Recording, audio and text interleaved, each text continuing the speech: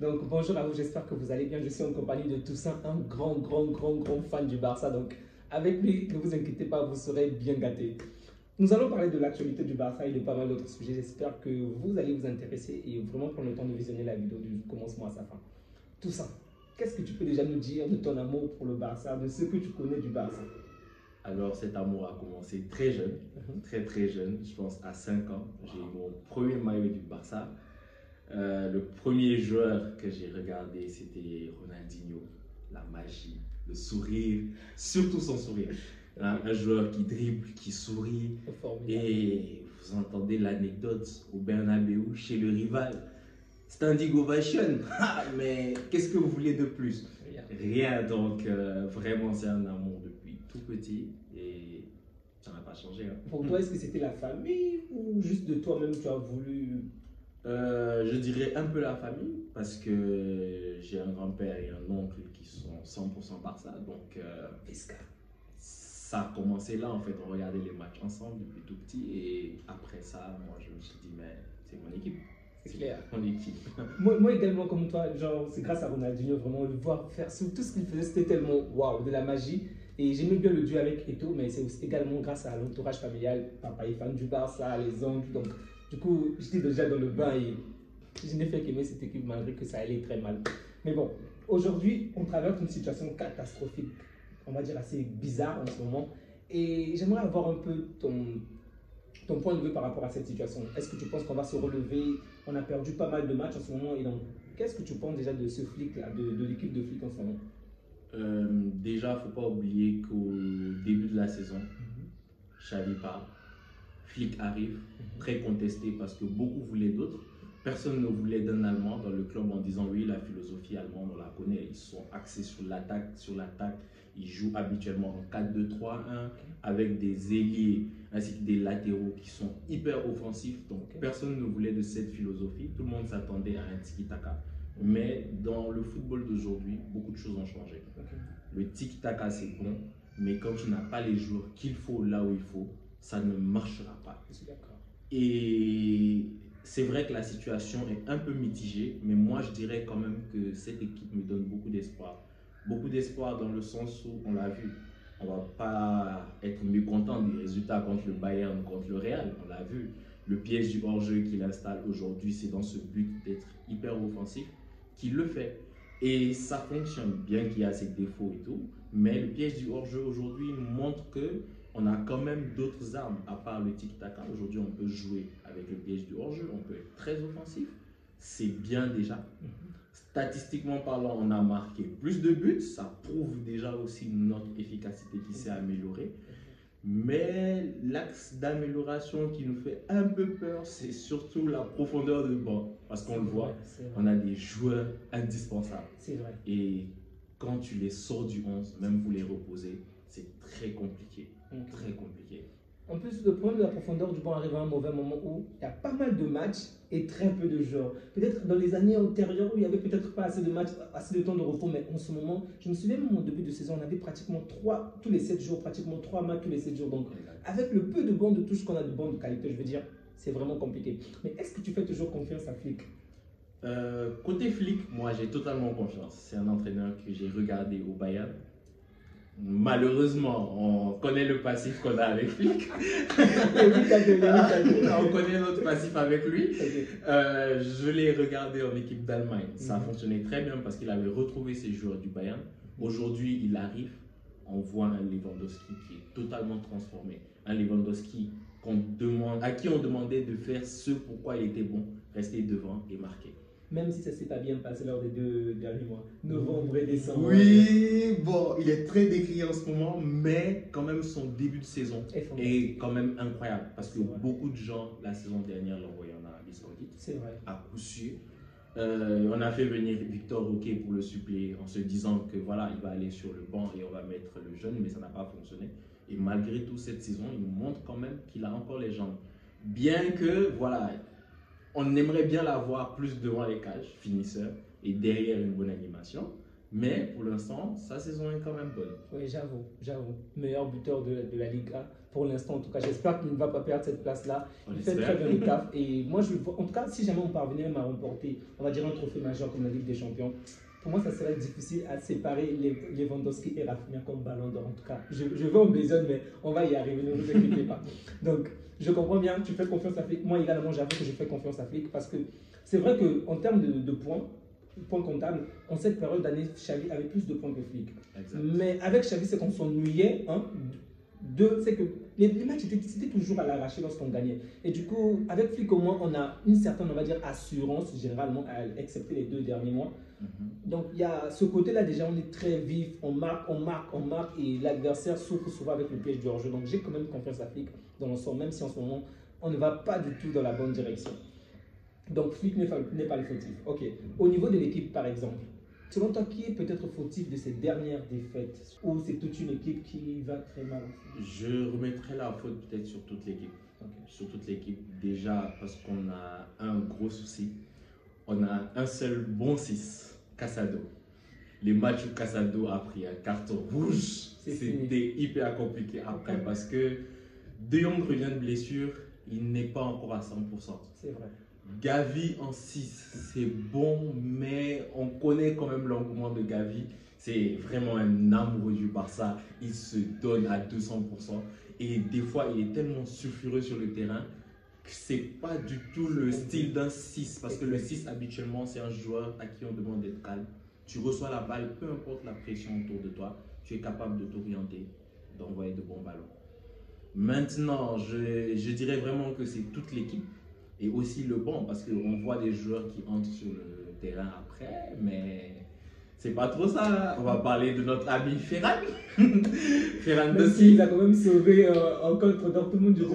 Oui, il entre, il met vraiment, voilà, il fait une top performance. Merci Ferran pour ça, mais il n'y a que ça en fait, c'est ça le problème. Aujourd'hui, quand tu regardes les matchs de Ferran, tu te dis, mais pourquoi on l'a pris? Tu n'es pas satisfait par rapport à tout ce qu'on a dépensé.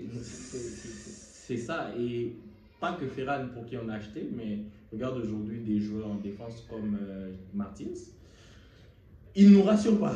C'est vrai, mais lui, je ne peux pas l'en vouloir, tu vois. Je pense qu'il est arrivé au mauvais moment. Moi, je ne le vois pas comme titulaire. Je pense qu'il lui faut du temps, qu'il puisse grandir. C'est vrai, lorsqu'il est sur le terrain, j'ai déjà des mots de tête. Je ne veux pas dire qu'est-ce qu'il est la boulette qu'il va commettre. Mais au moins, je veux dire, lui, il est très jeune, il vient de la Masia, il faut du temps, tu vois. Il faut qu'il soit bien encadré. Moi, je ne peux pas l'en vouloir, en fait. En fait, on l'a tellement mis devant parce qu'on on manque de joueurs, en fait. Mais je pense que si on accordait peut-être 10-15 petites minutes par-ci par-là, il va peut-être avoir plus de courage et mieux jouer. Moi, c'est ce que je pense de Martin, en fait. Bon, avec la philosophie de Flick et la situation du club, je vois qu'il est quand même obligé de faire avec les jeunes. C'est vrai. Et bon, c'est un peu compliqué, hein, parce qu'à un moment donné, il faut bien faire tourner, il faut bien faire reposer tes joueurs, tu vois. Et quand tu mets un jeune, c'est vrai que peut-être parfois c'est le mettre trop en avant, mais on attend quand même à ce que voilà, tu ne fasses le moins d'erreurs possible, tu t'entraînes toute la semaine, donc assez compliqué, mais bon, on y croit. Je comprends très bien. Donc en ce moment, vraiment, personne n'aurait pu imaginer qu'en cette période de l'année, on est aujourd'hui le 28, le 29 décembre, l'Atlético occupe la première place, le Real la deuxième place, le Barça la troisième place. Avec le début de saison qu'on a eu à réaliser, je pense que très peu de personnes auraient pu imaginer ce scénario. Même si, on doit quand même l'avouer, l'Atlético, parmi les 3 grands clubs, je pense que c'est l'Atlético qui a dépensé beaucoup plus d'argent pour le mercato, avec Sorloth, avec le jeune argentin Alvarez, avec... ils ont pris Gallagher. Gallagher, exactement. Donc, je pense que parmi les 3 grands, c'est le club qui a dépensé le plus d'argent, mais je ne pense pas qu'on voyait Simeone être premier à cette période, avec le début de saison qu'on a eu.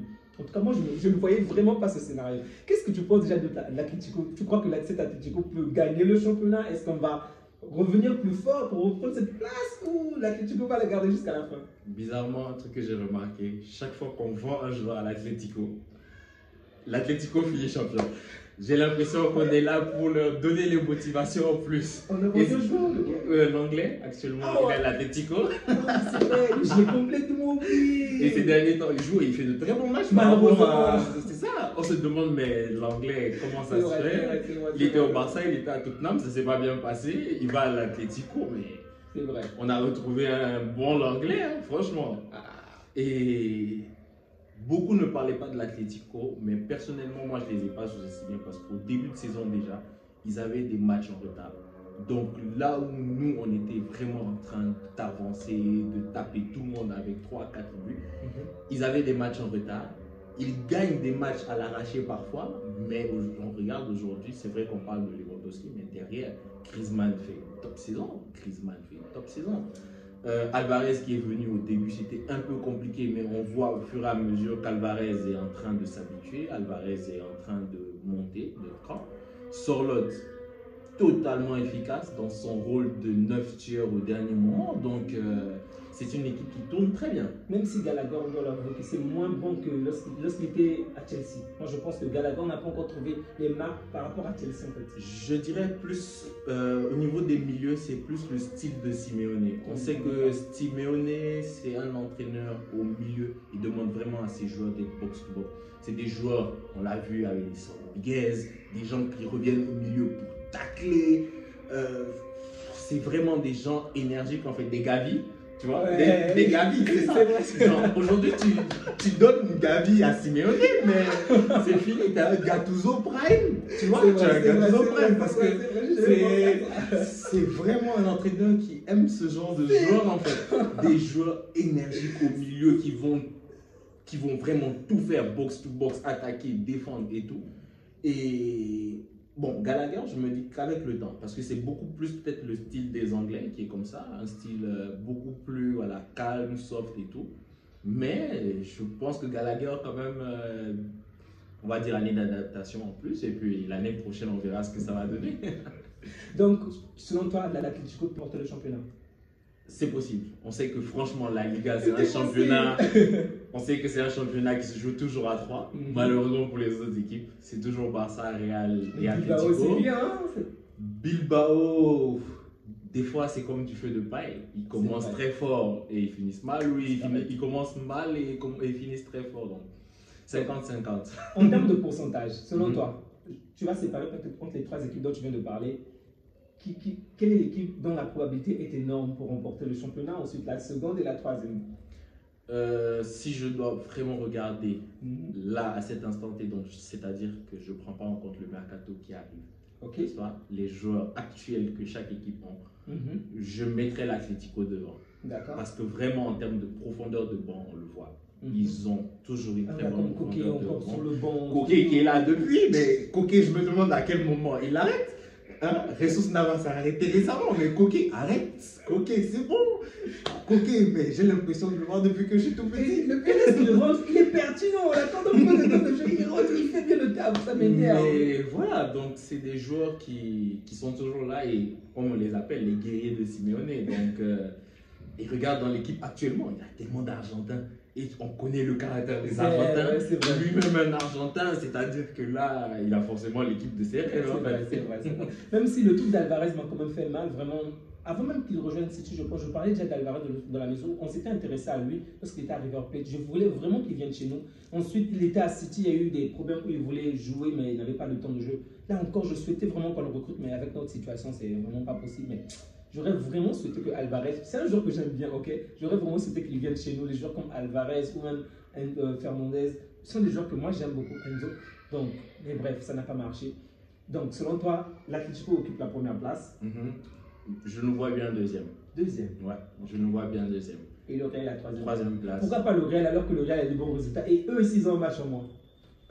Pourquoi pas le Real? Déjà, je dirais, j'ai l'impression que l'équipe tend vers la fin au niveau du Real. C'est-à-dire qu'ils sont vraiment en transition. Ils sont beaucoup dans l'arraché. On le voit encore le dernier match. Ce sont des frappes de loin qui les sauvent. Alors que le Real, c'est habituellement une équipe qui ne joue pas comme ça. C'est une équipe qui te mettait beaucoup de buts dans la surface. Et là, aujourd'hui, tu as un Mbappé qui tire de loin. Tu as un Valverde, on connaît sa qualité depuis la saison dernière. Il tire de loin, il marque de super buts quand même. Et j'ai l'impression que c'est devenu un dernier recours en fait. Mais ne penses-tu pas que c'est justement ça qui va faire la différence? Parce que, souviens-toi par exemple, l'année où ils vont remporter la Ligue des Champions avec le problème qu'il y a eu entre Benzema et le gardien parisien où il va le donner le coup. En fait, on avait déjà l'impression que l'équipe était en transition, qu'ils devaient renouveler l'effectif. Mais même lorsque les matchs étaient compliqués, il y avait ces petits remontades à 1-0, 2-0. Même lorsque c'est compliqué, ce Real parvient à gagner des points.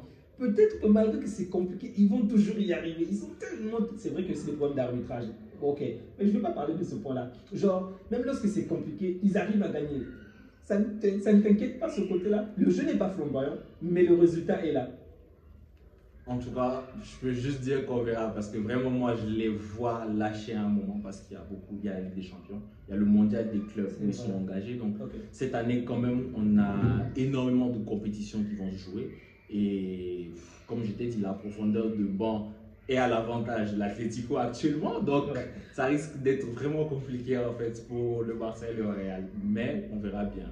Et j'espère finir devant eux. Même devant l'Atlético. Ah oui, pourquoi pas.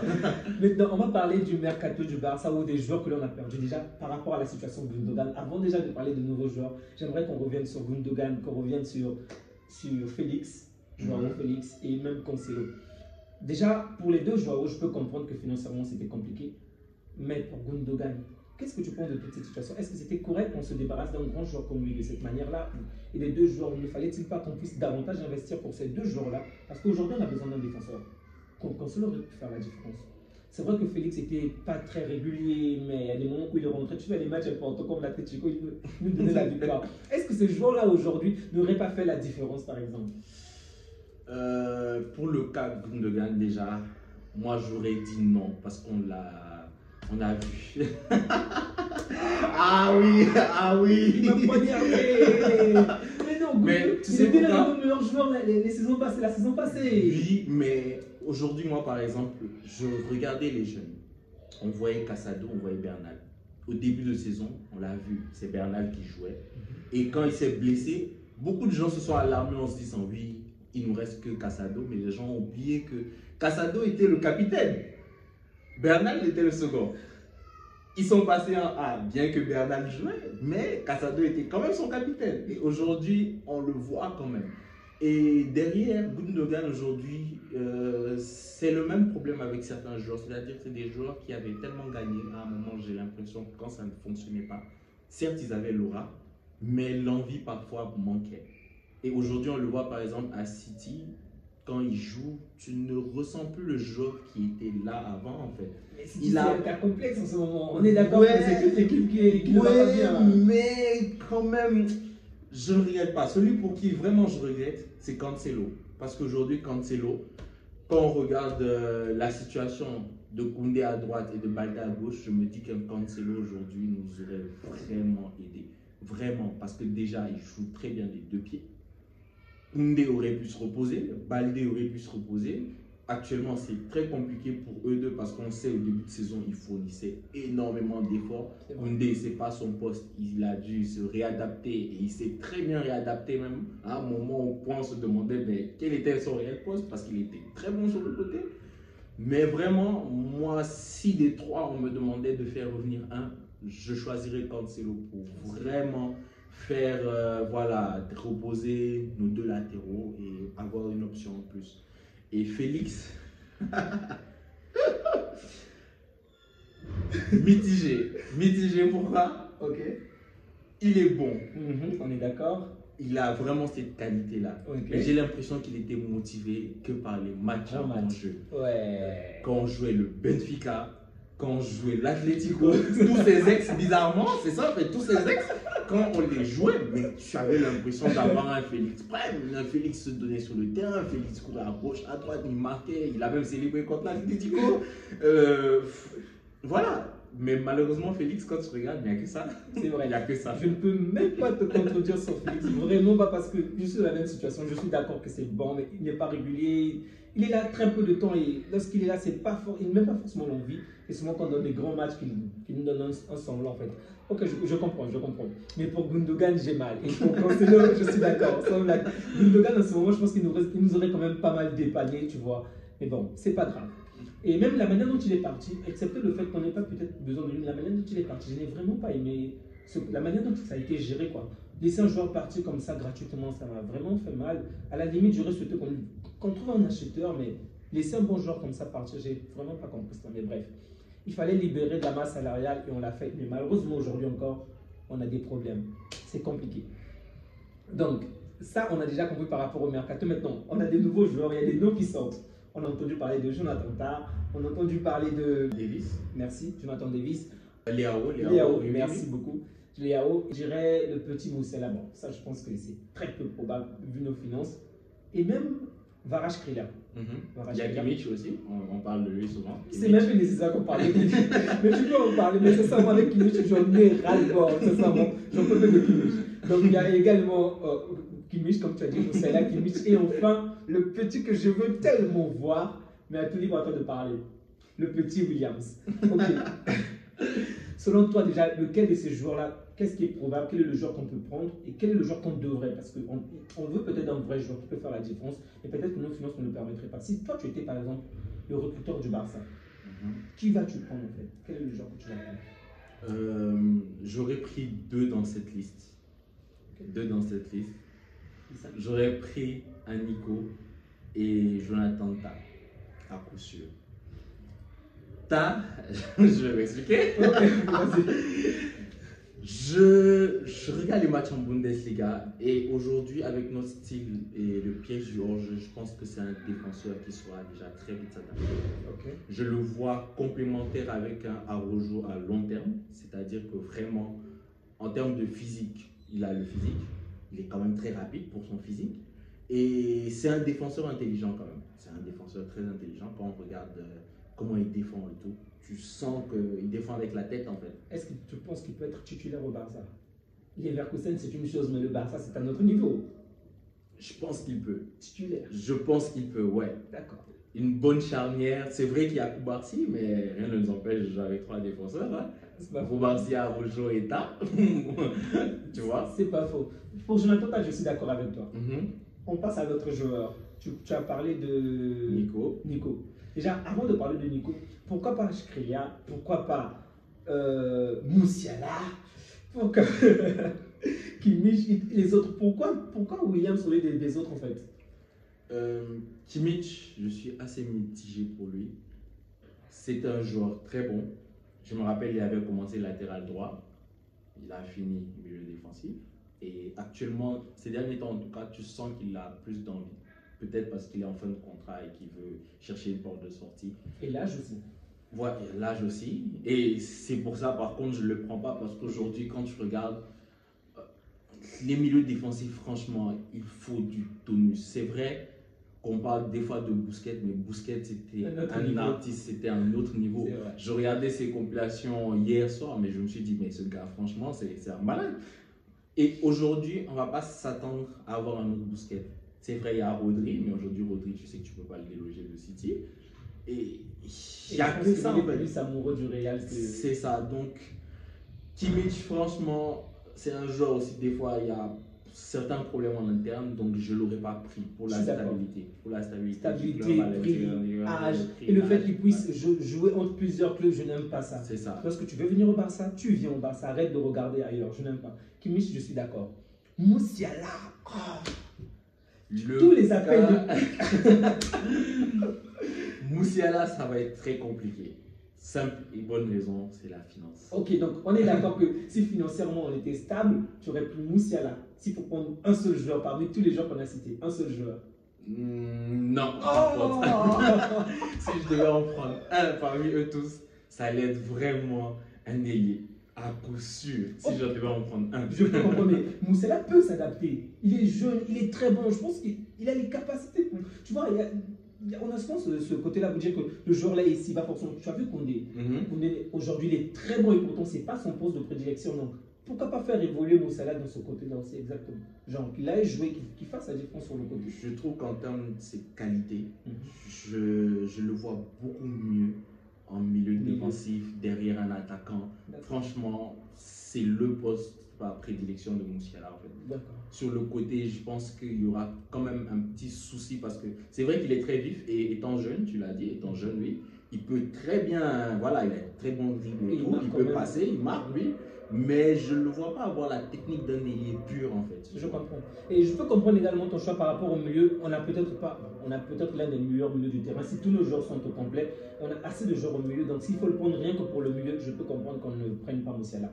Les autres, par exemple, tu m'as dit que tu préfères Williams à Varas Krila, par exemple, ou Williams à l'autre, il s'appelle comment? Léao. comment Raphaël marque plus? Pourquoi pas Léao? Pourquoi pas Kvaratskhelia? J'aurais dit Léao, non, parce que c'est assez conflictuel ces derniers temps avec Milan. On le voit. Et c'est surtout ça en fait le souci, c'est qu'aujourd'hui on est dans une structure où le club est vraiment en train de se reconstruire petit à petit. On a eu beaucoup de problèmes. On l'a vu avec des épisodes de joueurs qui sont partis mais d'une manière très sale. On n'a toujours pas digéré Dembélé par exemple. Et aujourd'hui, un Léao, en cas de problème, je ne le vois pas prendre sa répartie, prendre, je vais dire, sa part de responsabilité et dire, bon, voilà, moi j'ai fauté. Et voilà, ça c'est la part du club. Parce qu'aujourd'hui, on le voit à Milan, il est sur le banc. Quand même, j'apprécie son professionnalisme parce que quand il entre, ça sent que le mec veut montrer à Fonseca que non, tu m'as mis sur le banc, mais je suis là, je suis très bon. Mais tu ne penses pas que c'est Fonseca qui est fautif dans ce cas? Parce que si Léao était fautif, tu vois par exemple, Ibrahimovic revenait vers lui pour en fait garder le lien pour qu'il reste encore, tu vois. Essayer, on va dire, comme tout caresser dans le sens du poil. Quoi. Je pense que s'il était fautif, connaissant Ibrahimovic avec son caractère, est-ce qu'il n'aurait pas fait en sorte qu'on se débarrasse de Léao? Bon, pour ce cas-là, je dirais qu'Ibra c'est un peu assagi parce qu'il sait quand même la valeur du joueur.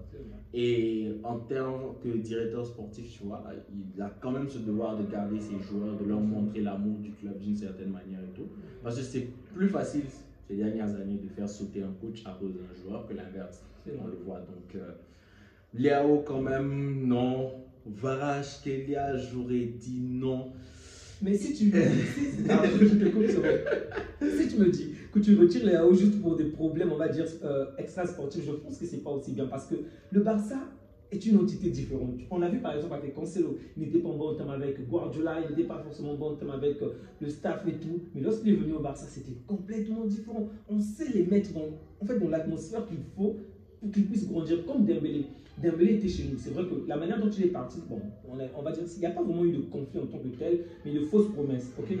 Mais la réalité, par exemple, qu'il a vécu avec, qu'il est en train de vivre en ce moment avec le coach au Paris Saint-Germain, tu vois, c'est pas forcément la même chose là-bas. Il a été mis au banc, tu vois, je veux dire, au Barça, il y a une manière qu'on les gère qui est différente, donc qui peut complètement changer même le cas de Léao. Donc, toi, en dehors de l'extra sportif, tu ne l'aurais quand même pas pris.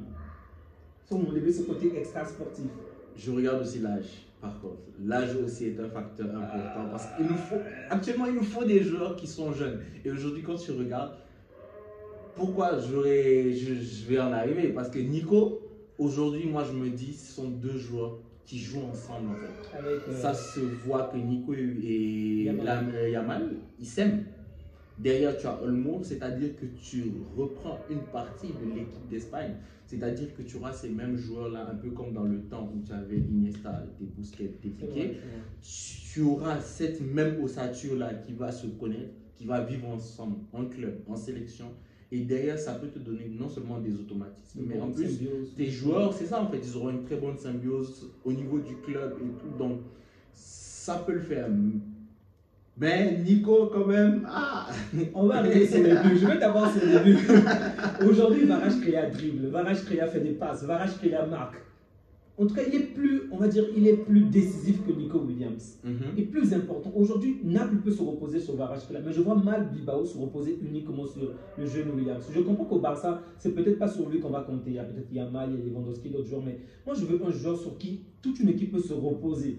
Et je vois très peu, je ne dis pas que c'est impossible. Pour moi, il est peu probable que le Barça puisse se reposer pendant une grande partie de la saison sur Nico Williams. Je dis qu'il est bon, précisément. J'aimerais qu'il vienne. Si c'est possible, il n'a qu'à venir. Mais tu préfères Nico à Vara? Voilà, le souci, c'est on connaît Naples en termes de transfert. C'est vrai. Naples, quand ils ont un joueur, c'est pas facile de le déloger, et de deux, même quand le joueur montre qu'il veut partir, on le voit avec Osimhen. Aujourd'hui, Osimhen est à Galatasaray parce qu'il voulait partir. Son contrat s'est terminé, il ne veut pas prolonger. On lui dit soit tu prolonges, soit on t'envoie ailleurs. Tu vois, c'est quand même assez compliqué. Et des fois, tu vois, dans ces situations-là, un joueur peut être très perturbé quand il change de club parce qu'il se retrouve en prison, tu vois. ce qui me plaît des fois avec Gordula, c'est qu'il le dit. Un jour qui veut partir, je préfère le laisser partir. Mais il aussi, ce ne sont que de belles paroles. Je ne crois plus Gordula, sincèrement. Ce ne sont que de belles paroles. Peut-être qu'il était comme ça avant, mais je pense qu'aujourd'hui, il est différent. Parce qu'il est en train de le dire, mais on a vu de quelle manière il a retenu Sylvain. On avait besoin de Sylvain. Il a retenu Sylvain pendant tellement de temps. Mais Sylvain, comme c'était son élément important. Il dit qu'il veut laisser, mais il fallait qu'il laisse Sylvain partir. Donc, on aurait eu vraiment besoin de Sylvain la saison dernière. Il aurait pu faire la différence. Bref, j'aurais juste vraiment voulu qu'il nous laisse Sylvain, mais bon, aujourd'hui on n'a pas besoin de Sylvain, il est vieux, il est éclaté, il peut aller ailleurs. Donc, si j'ai bien compris, tu prends Williams. Et ne penses-tu pas que Williams, par exemple, ne va pas compenser le nombre de buts? Par exemple, qu'un Rafinha peut marquer si jamais Rafinha n'est pas là, qu'un Yamal peut marquer, parce que lui également, dans les dernières lignes, il n'est pas bon. Genre, il dribble, c'est bon, effacer les joueurs, faire des passes, mais marquer, je veux voir des joueurs qui vont marquer et on ne peut pas compter sur lui. Aujourd'hui, par exemple, on traverse une mauvaise passe avec Lewandowski et Rafinha qui ne parviennent pas à énormément marquer comme au début de saison. Imagine-toi qu'on a un autre joueur comme Williams, mais qui ne marque pas. Mais tu sais, quand tu as plusieurs choix offensifs, ça finit par se décanter en fait.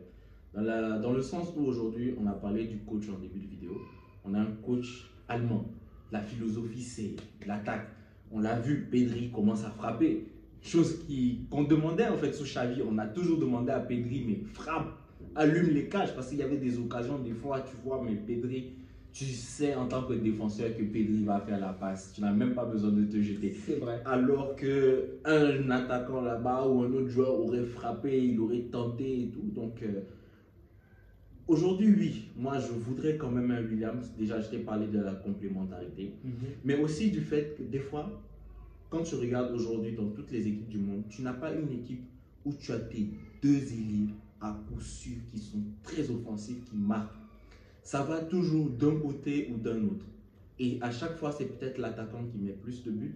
Et derrière, tu as un ailier qui a un pourcentage et l'autre qui a un autre pourcentage. Donc aujourd'hui, je me dis, on ne va pas forcément s'attendre à avoir un ailier droit et un ailier gauche qui sont très offensifs, qui marquent beaucoup. Parce que derrière aussi, moi, je me dis que c'est la responsabilité de l'équipe. Sinon, ça va être, on vous donne la balle et faites le reste en fait. C'est vrai. Ouais. Un fantasme, un joueur, vraiment, ne te fie même pas on va dire, notre réalité financière. Oublie tous les problèmes que nous avons. S'il faut recruter un joueur, peu importe le prix, quel est le joueur que tu aimerais recruter en ce moment? Que tu aimerais recruter en ce moment? Peu importe le championnat, peu importe le niveau, même en deuxième division, choisis un joueur, un seul joueur. Un seul joueur. Ouais. Ah, pas facile, pas facile. Tu ne penses pas à un Égyptien? Non, surtout pas lui. Pas Mo Salah, non, il y a des problèmes lui.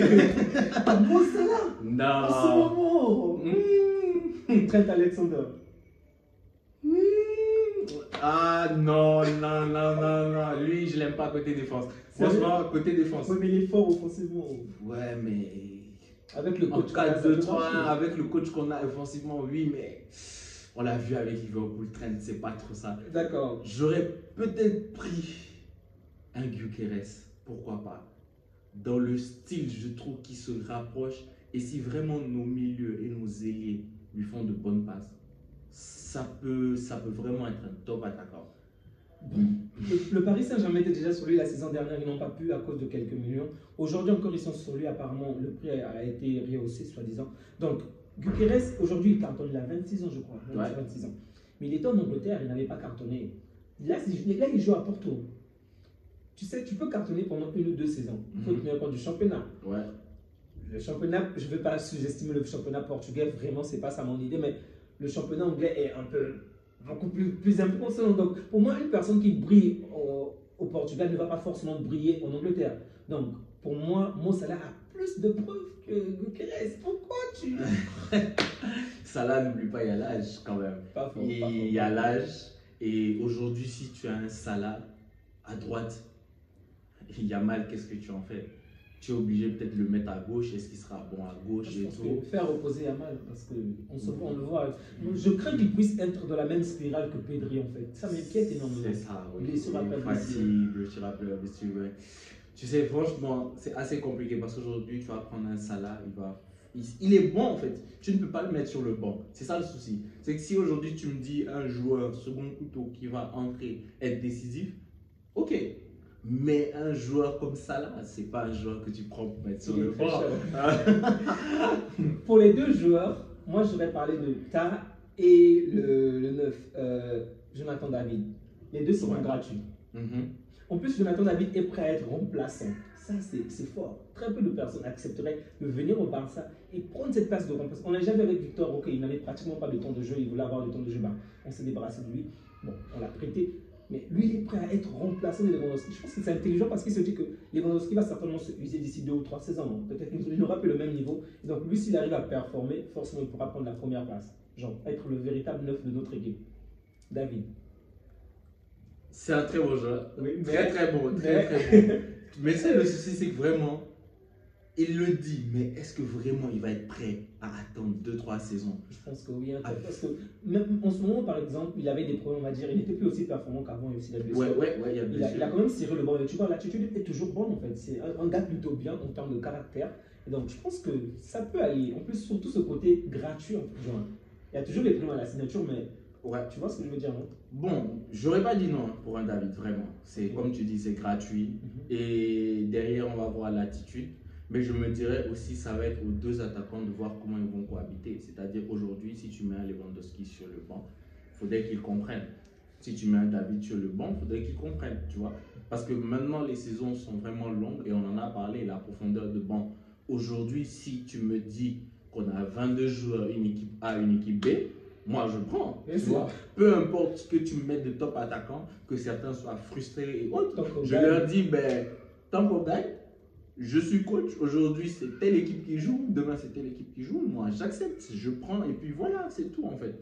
Mais on est dans un monde quand même où le foot ça va très vite. Tu as les sélections derrière, tu as les compétitions internationales, donc le fait de ne pas jouer aussi ou de ne pas jouer souvent, ben, ça porte parfois à préjudice. Tu vois. C'est vrai, c'est vrai. Je suis totalement d'accord avec toi. Donc, je retiens tes choix, Nico Williams, dont je ne suis pas contre. C'est un joueur que j'aime bien, je précise. C'est un joueur que j'aime bien et le jeune Ta, pardon. Ok, donc le cas Olmo, revenons sur le cas Olmo. Vous êtes certainement au courant, on a entendu parler d'Olmo, vous savez, on risque même de le perdre. Qu'est-ce que tu penses déjà de la manière dont on a géré la situation Olmo et la manière dont on est en train de, on va dire, s'en sortir? Parce qu'apparemment, on a vendu certaines places aux Saoudiens à hauteur de 100 millions, sauf erreur de ma part. Et donc, on va peut-être réussir à enregistrer Olmo à ce prix-là. Est-ce que tu penses que ça a été bien géré déjà?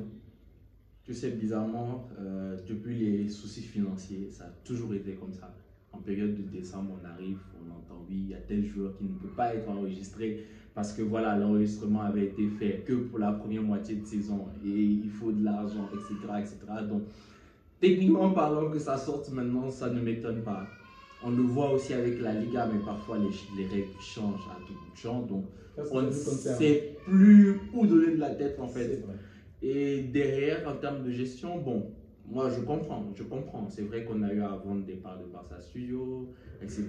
On loue le terrain. C'est vrai qu'on est moqué pour ça, mais aujourd'hui, bon, c'est une forme de marketing qui nous permet quand même derrière d'avoir toujours la main mise sur le club et de générer de l'argent d'une autre manière. Donc, je prends, si ça peut vraiment aider l'équipe, je prends, mais il faudrait quand même qu'on arrive à trouver une solution parce que c'est bien beau, mais si derrière tu payes des joueurs et qu'il y a derrière à chaque fois des soucis pour enregistrer, ça peut être un motif aussi de les décourager, de se dire voilà, je ne viens pas au Barça à cause de ça. C'est comme le cas Olmo par exemple. Sportivement parlant, c'est bon. Je n'ai rien à dire, c'était un bon truc, une bonne pioche au bon moment. Mais financièrement parlant, c'était une catastrophe parce qu'on se débarrasse d'un joueur comme Gundogan qu'on ne pouvait pas renouveler pour acheter un joueur à 58 millions, sauf erreur de ma part, 58 millions. Et donc, d'un côté, on savait déjà que ça pouvait mal se passer parce que tu n'as pas les moyens pour garder un grand comme Gundogan et tu vas acheter un joueur très cher pour enfin le faire enregistrer grâce à un autre joueur qui est blessé. Il y a trop de problèmes. En plus, j'ai aussi remarqué qu'on n'arrive pas à bien vendre les joueurs. Ouais. On n'arrive pas à bien voir. Le petit qui est allé à Chelsea en ce moment, s'appelle Marc Guiu par exemple, bon, il est encore jeune, je peux comprendre. On pourra aussi vendre le jeune neuf. Il s'appelle comment déjà? Celui qui était censé remplacer Lewandowski. Victor Roque. Victor Roque, qu'on a prêté au Betis. Lui également, peut-être qu'il va bientôt revenir la saison prochaine, donc on va encore le prêter. Alors qu'on pouvait vendre avec on va dire un pourcentage en revente. Je pense que la revente du Barça n'est pas bonne en fait. Bon, On ne voit pas très bien. pour certains joueurs, c'est quand même assez compliqué. Je te donne juste l'exemple de l'anglais. L'anglais, ça a été un joueur, on a eu du mal à se débarrasser de lui au moment où il fallait qu'on se débarrasse de lui. On était obligé de le prêter, mais des prêts interminables. Aujourd'hui, on le voit, il est parti. Et heureusement pour lui, ça marche bien à l'Atlético, tu vois. Victor Roque, il est parti du Barça, ça fonctionne très bien en bêtise. Derrière, moi, je ne suis pas des fois pour vendre. Parce qu'aujourd'hui, regarde par exemple Victor Roque, si on devait le vendre la saison dernière, on aurait pu le vendre pour quoi, 10-15 peut-être, parce que c'était un joueur qui était sur le banc, un jeune qui vient d'autre mer. Donc, tu vois, tout ce contexte était quand même un peu compliqué. Mais aujourd'hui, quand tu regardes les matchs qu'il fait, il a joué contre nous la dernière fois et ça sentait que vraiment. Ouais. Mais tu sais, lorsque tu joues contre ton ex, c'est toujours. Tu te surpasses. Il s'est surpassé, tu vois. Ouais. Et je me dis pour des matchs comme ça aujourd'hui, mais au lieu de le vendre à 10, tu pourrais peut-être le vendre à 25, 30. Donc tu vois. Mais on sera quand même perdant par rapport au prix qu'on l'a acheté. Hein. Oui, mais des fois, tu sais, moi je me dis mieux vaut vendre et avoir quelque chose plutôt que le joueur se blesse après et que tu n'aies rien, il revienne. Ça commence à devenir une boucle et tout, donc c'est hyper compliqué. C'est vrai qu'on a quand même du mal, et comme tu dis, des fois on profite de la blessure de tel pour pouvoir enregistrer tel, parce qu'on va dire que ouais, sur cette période il ne va pas être payé, cette période il va libérer la masse salariale et tout. Bon, c'est compliqué, mais on est obligé de faire avec. Hein. On est obligé de faire avec. Parlons des blessures. Ok, tu m'as déjà donné le bâton. On va parler d'un joueur que ça me fait tellement mal de ne pas le voir être au top comme avant. On se fatigue. La promesse. Ouais, malheureusement. Aujourd'hui, tu es un supporter du Barça. Tu t'attends à quoi par rapport à la situation dont on se fatigue? Qu'on se débarrasse de lui, qu'on a encore du temps? J'aimerais quand même qu'on lui donne encore du temps. J'aimerais quand même qu'on lui donne encore du temps parce que c'est un jeune, ça se voit aujourd'hui. Il a été propulsé très haut, très vite. Et j'ai l'impression que même dans son entourage, les gens, ils sont allés vraiment à fond en fait. C'est-à-dire qu'il vient, il performe. Il était bon sur le côté gauche. Il était bon dans l'axe, on l'a vu. C'est un joueur qui... On voyait, chaque frappe, il marquait. Ouais, c'était un serial killer. Donc, une frappe, tu sais que dans ce match, il va marquer. À coup sûr. Et derrière ça, il se blesse. Tu sens quand même qu'il revient. Pas parce qu'il devait revenir, mais parce que derrière, il se disait déjà, voilà, j'ai le numéro 10. C'est quand même moi la star, d'une certaine manière. J'ai ce flambeau-là, et puis il revient, il rechute. Il revient, il rechute. Donc, quand même assez compliqué. Mais on le voit par exemple, c'est quand même assez bizarre et ça me fait quand même assez mal pour lui parce que quand tu le regardes en entraînement, quand il revient de ses blessures, mais tu sens quand même le joueur frais, tu sens qu'il a toujours l'amour du maillot, qu'il a envie de jouer et je pense que même le club l'encourage en lui permettant de garder quand même le numéro 10 jusqu'à présent parce que on sait... Est-ce que c'est pas mieux peut-être qu'on donne, genre que personne ne le prenne, je précise, ça va porter malheur peut-être, mais qu'on donne un autre numéro peut-être pour l'ôter toute cette charge parce que lorsqu'on le voit aussi porter le 10, on pense à un grand joueur, tu vois. Et du coup, il y a beaucoup d'attentes sur lui. Peut-être qu'il est préférable qu'on l'enlève, en fait. Tu sais, parfois, ça peut aller dans les deux sens. C'est-à-dire, aujourd'hui, voilà, tu lui donnes le 10. Tu lui assures le 10 malgré ses blessures. Qu'il parte, qu'il revienne, il se blesse, etc. Il a toujours le 10. Tu lui montres quand même une forme de confiance, tu vois. Vrai. Alors que là, lui enlever le 10, ça pourrait peut-être lui plomber. Et derrière ça, tu vois, des fois c'est mental. Donc s'il l'a actuellement, on le voit, il a quand même le mental. Et je me dis que peut-être le 10 aussi dans le dos, ça lui fait quelque chose. Mais derrière, tu lui enlèves ça, déjà, il n'aura pas l'assurance sur son corps. Il aura toujours peur de faire ci ou ça parce qu'il risque de se blesser. Et derrière, mentalement, tu lui enlèves le 10. Ça pourrait quand même être un gros coup. Hein. Ça pourrait être un gros coup, oui. Mais je dois t'avouer également que je suis vraiment pas pour qu'on vende des joueurs de la Masia. De base, j'aime qu'on les garde encore et encore jusqu'à ce qu'ils seront usés ou comment. Je suis pas très pour vendre des joueurs de la Masia. Ceux qui veulent rester, bien sûr. Ouais, généralement ils veulent rester, sauf si ça non, on a eu des cas. Ouais, mais je pense qu'on est en grande partie fautif, surtout avec l'ancienne direction qu'on a eu, les contrats qu'on donnait à des joueurs externes, alors qu'on avait quand même de la qualité en interne. Je pense que la direction était pour quelque chose. Donc, sinon de base, j'aime que nos joueurs de la Masia restent de base. Moi, j'aime qu'ils restent, qu'ils grandissent dans le club. Et plus tard, s'ils veulent exploser, qu'ils explosent et qu'on les vende très cher. Ok, on va passer sur un autre sujet. Un joueur que j'aime énormément, mais je suis vraiment divisé en ce moment. Il s'agit de De Jong. En termes de qualité, il est l'un des meilleurs à son poste. Selon moi, bien évidemment. Il est très bon. Mais lui également, depuis un certain bout de temps, il a pas mal de blessures. Il nous coûte très très cher. Et du coup, ça n'arrange pas les choses avec le contrat qu'il ne veut pas. Bon, je ne dis pas qu'il ne veut pas renouveler, mais avec son agent, ce n'est pas aussi limpide. Qu'est-ce que tu penses déjà de la situation de De Jong? Selon toi, quelle action on devrait en fait mener? Se débarrasser de lui, vendre De Jong, baisser le salaire? Qu'est-ce qu'on devrait faire en fait? Monsieur 2, 6, 8, 10. Ah, c'est comme ça que je l'appelle, 2, 6, 8, 10. Il joue partout. On l'a vu, il nous a sauvés. Mais Ouais. il joue en défenseur central à un moment. Et je le dis même souvent sur ma chaîne, pour moi, c'est le joueur que j'aime le plus au Barça, je vous assure. Et pourtant, financièrement, je suis prêt à me débarrasser de lui. C'est le joueur que j'aime énormément, ce joueur. En dehors même de côté qualité, la personne qu'il est, je ne sais pas pourquoi j'aime ce joueur. Mais lorsque je vois ce qu'il nous coûte, parce qu'il a quand même un salaire assez élevé, et en plus, il ne joue pas. C'est ça le problème. On te paye cher et tu n'es jamais là. En plus, lorsqu'on veut renouveler le contrat avec une baisse, ça ne marche pas. Et du coup, je suis vraiment partagé. Bon, le cas de De Jong, comme tu dis, c'est assez complexe parce que c'est vraiment un top joueur. De Jong, c'est un top joueur. On l'a vu partout, il a joué aux Pays-Bas, notamment avec l'Ajax. Mais on a eu ce De Jong pendant un moment. On l'a eu. Derrière, je me dis peut-être aussi c'est une question de poste. Aujourd'hui, je vais dire qu'on n'a pas encore vu De Jong à 100% avec Flick. Okay. Donc, il faudrait quand même lui donner sa chance. Mais encore là, on revient à un souci. Le milieu de terrain est tellement fourni. Et c'est pas mauvais. C'est pas mauvais. Mais je pense que dans un banc, tu dois avoir une certaine équilibre. Et quand tu as plus de milieux que d'attaquants ou de défenseurs et tout, derrière, c'est pas trop équilibré. Tu n'auras pas tous tes milieux qui vont jouer à coup sûr. Parce que déjà, on joue avec 3 milieux, habituellement 4. Donc maximum 4. Mais si derrière, tu as une équipe avec 7, 8 milieux, c'est compliqué en fait. C'est compliqué parce que tu sais que tout le monde ne va pas jouer.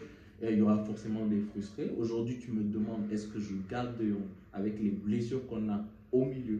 Je te dis oui, on le garde. Mais si on avait tout le monde, je l'aurais quand même vendu. 40 millions, 50 millions, 60 millions, quel est le prix en fait qui pour toi te semble correct pour vendre De Jong aujourd'hui? Que le Barça ne doit pas dire non, si on a mis un prix, le Barça doit dire oui, oui. On aurait pu le vendre à Manu, si je ne me trompe pas, à 80 ouais. Et on avait refusé. C'est lui plutôt qui refusait, je pense. C'est lui qui refusait. Bon, c'était 50-50 parce qu'à cette période-là, on voulait quand même le garder, tu vois. On voulait quand même le garder, donc ça nous arrangeait un peu qu'il veut rester, en fait, tu vois. Aujourd'hui, il ne joue pas énormément. Il a l'amour du club, il aime la ville, bon, c'est pas ça du bon de lui. Tu vois, le souci, des fois, avec les blessures, c'est assez compliqué parce qu'aujourd'hui, regarde le cas, moi, je viens pour améliorer mon équipe. J'ai un joueur comme De Jong, je connais ses qualités, je connais ses aptitudes et tout. Mais derrière, je vais me dire, mais un joueur qui s'est blessé et tout, qui a du mal à revenir, derrière, qu'est-ce qui me prouve déjà qu'il sera à 100% dans mon club?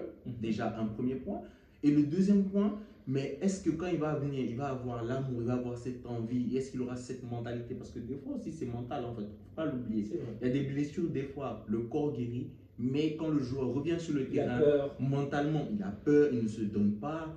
Un tacle ou parfois de toutes petites actions, tu vois, le joueur se blesse. Tu vois. Donc, mitigé, je pense qu'actuellement, un De Jong vaut dans les 60, 70. Si on voit le potentiel, on peut encore essayer de le vendre peut-être à 80. J'aurais pas dit non, 80 max. Que le Paris vienne l'acheter. Qui dépense beaucoup d'argent, ou encore les Saoudiens qui dépensent beaucoup d'argent et qu'on le prenne. Mais je pense qu'il n'ira pas à l'Arabie Saoudite, pas maintenant en tout cas. C'est vrai.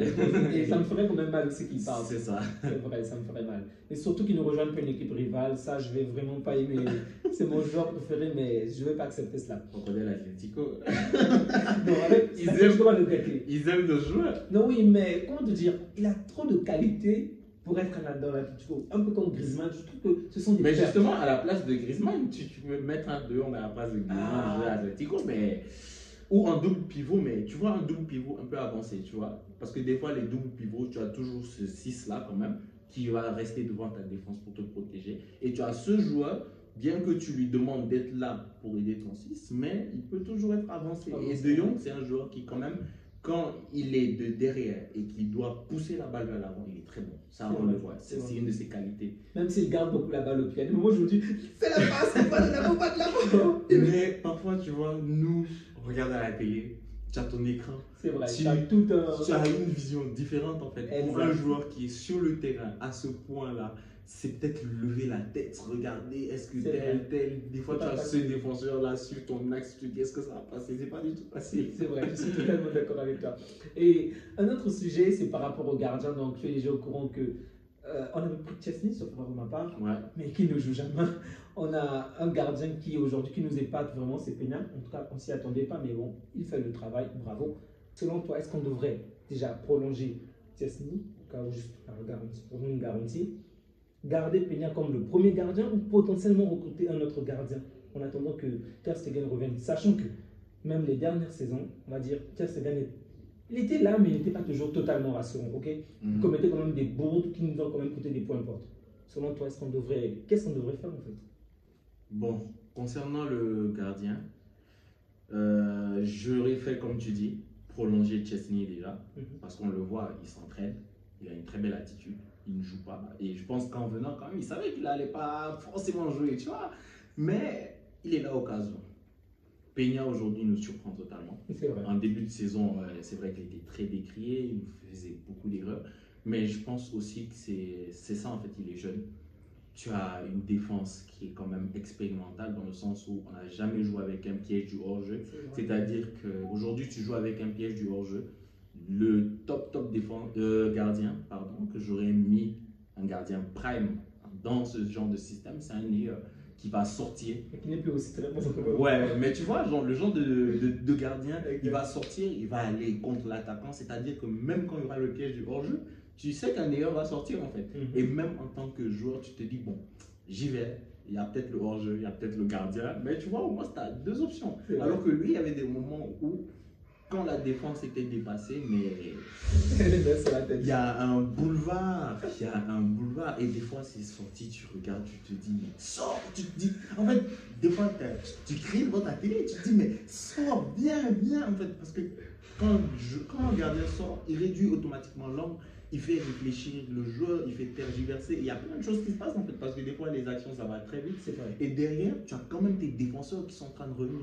Donc quand tu ne te sors pas, ben, tu ouvres la porte en fait, tu ouvres la porte. Et on voit ces derniers temps avec les derniers matchs, mais il nous surprend. Il nous surprend. Aujourd'hui, on a encaissé, je vais dire, que 22 buts. Ça peut être beaucoup, mais c'est très bon en fait pour un gardien remplaçant et tout. Et Ter Stegen, quand il va venir, moi personnellement, j'aimerais qu'il revienne petit à petit, qu'on le mette quand même sur le banc en fait, qu'on continue avec Peña pour voir comment ça va. Bien que voilà, Ter Stegen c'est quand même maintenant titulaire en Allemagne, c'est lui le capitaine de temps en temps. Donc j'aurais pas dit non, mais s'il revient, qu'il prenne quand même le temps en fait.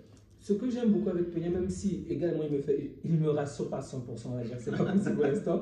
Mais ce que j'aime beaucoup, c'est qu'à plusieurs moments, lorsque l'adversaire, dès qu'il y a la balle en défense, il est tellement devant pour rapidement ressortir la balle. Tu vois ce que je veux dire? L'adversaire pousse pour avoir nos défenseurs dans le dos. Parfois, nos défenseurs sont peut-être en retard, mais dès que la balle arrive on va dire dans pratiquement toute la partie de notre camp, il est déjà là. J'aime vraiment ses sorties. Mais dans la surface, il ne me rassure pas. J'ai l'impression que lorsque l'adversaire a la balle dans la surface, il y a au moins un but. Et ce qui m'énerve, c'est que il fait parfois des gros arrêts, mais l'adversaire est hors jeu. Genre, on va après lever la main hors jeu. Et lorsque l'adversaire n'est pas hors jeu, l'adversaire marque. Oh, le bon arrêt, c'est maintenant qu'il fallait le faire pas avant. Mais bref, quand même, je suis quand même agréablement satisfait par rapport à. En tout cas, je m'attendais à ce que Chesney vienne et que Chesney prenne directement la place. Mais bon, il nous surprend quand même.